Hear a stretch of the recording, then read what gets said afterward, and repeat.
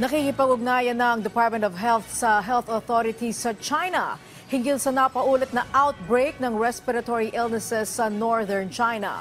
Ayon sa DOH, humiling na ng karagdagang impormasyon tungkol dito ang kanilang Epidemiology Bureau mula sa International Health Regulations National Focal Point ng China. Ayon sa World Health Organization, mid-October pa nagsimulang makapagatala ang Northern China ng pagtaas ng influenza-like illness kumpara sa kaparehong panahon sa nakalipas na 3 taon.